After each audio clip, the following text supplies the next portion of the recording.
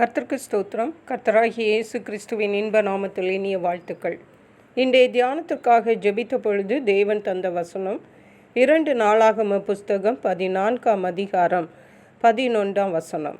ஆசா தன் தேவனாகிய கர்த்தரை நோக்கி கூப்பிட்டு, கர்த்தாவே, பலமுள்ளவனுக்காகிலும் பலனற்றவனுக்காகிலும் உதவி செய்கிறது உமக்கு லேசான காரியம். எங்கள் தேவனாகிய கர்த்தாவே, எங்களுக்கு துணை நில்லும். உம்மை சார்ந்து உம்முடைய நாமத்தில் ஏராளமான இந்த கூட்டத்திற்கு எதிராக வந்தோம். கர்த்தாவே, நீர் எங்கள் தேவன். மனுஷன் உம்மை மேற்கொள்ள விடாதேயும் என்றார். நம்முடைய கர்த்தராகிய இயேசு கிறிஸ்து பலம் உள்ளவனுக்கும் உதவி செய்கிறவர், பலன் இல்லாதவனுக்கும் உதவி செய்கிறவர். இதை ஆசா என்ற ராஜா தன்னுடைய வாழ்விலே அனுபவித்தார். ஆகவே தான் இங்கே அவர் இப்படியாக சொல்லுகிறார். இந்த ஆசா என்ற ராஜாவுக்கு விரோதமாக எத்தியோப்பிய ராஜா வந்த பொழுது ஆசா தன் தேவனாகிய கர்த்தரை நோக்கி கூப்பிட்டு ஒரு சிறிய ஜெபத்தை இங்கே செய்கிறதை பார்க்கிறோம். கர்த்தாவே, பலமுள்ளவனுக்காகிலும் பலனற்றவனுக்காகிலும் உதவி செய்கிறது உமக்கு லேசான காரியம்.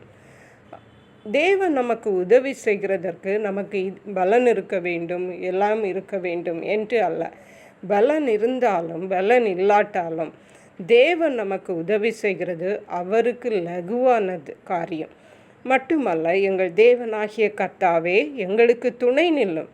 உம்மை சார்ந்து உம்முடைய நாமத்தில் ஏராளமான இந்த கூட்டத்திற்கு எதிராக வந்தோம். பாருங்கள், ஒரு ராஜா சொல்லுகிற ஜெபம்.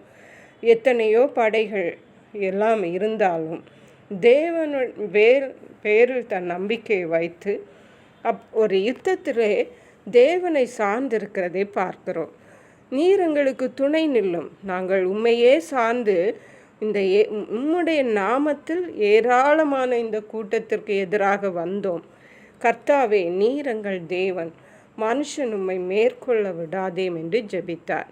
அப்பொழுது அடுத்த வசனம் சொல்லுகிறது, அப்பொழுது கர்த்தர் அந்த எத்தியோப்பியரை ஆசாவுக்கும் யூதாவுக்கும் முன்பாக முறியடித்ததனால் எத்தியோப்பியர் ஓடி போனார்கள். ஆசா ராஜாவுக்கு தேவன் எத்தியோப்பிய ராஜாவின் மேல் வெற்றியை கொடுக்கிறதை பார்க்கிறோம். இப்படியாக அநேக ராஜாக்களை நாம் வேதத்தில் பார்க்கலாம். தாவீது ராஜா இருக்கிறார், யோசபாத்.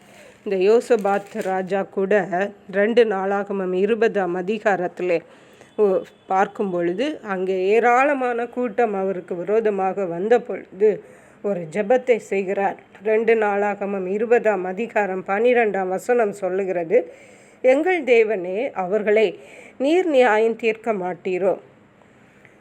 எங்களுக்கு விரோதமாக வந்த இந்த ஏராளமான கூட்டத்திற்கு முன்பாக நிற்க எங்களுக்கு பலன் இல்லை.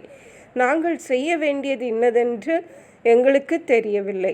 ஆகையால் எங்கள் கண்கள் உண்மையே நோக்கி கொண்டிருக்கிறது என்றான். பாருங்கள், இப்படி ஒரு ராஜா பண்ணின ஜெபம்.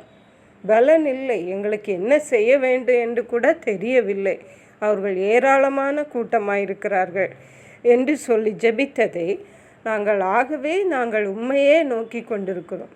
தேவன் அந்த ஜெபத்தை கேட்டு அந்த ஏராளமான கூட்டத்தை இந்த யோசபாத் ராஜா முறியடிக்கும்படியாக கிருபை செய்தார்.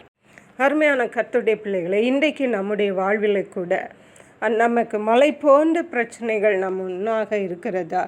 ஒருவேளை நமக்கு பலன் இல்லை, என்ன செய்ய வேண்டுமென்றும் எனக்கு தெரியவில்லை என்று நாம் நினைக்கலாம், யோசிக்கலாம்.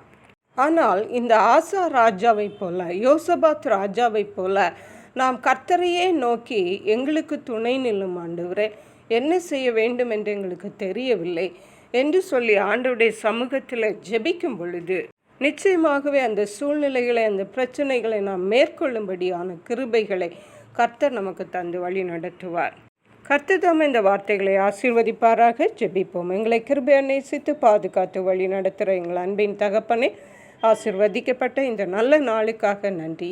பலமுள்ளவனுக்காகிலும் பலனற்றவனுக்காகிலும் உதவி செய்கிறது உமக்கு லேசான காரியம் என்று சொன்னது போல கர்த்தர் தாமே எங்கள் ஒவ்வொருவருக்கும் உதவி செய்து உண்மையே நாங்கள் மகிமைப்படுத்த எங்களுக்கு கிருபை செய்யுங்க. நன்றி பரிசுத்த ஆவியானவரே.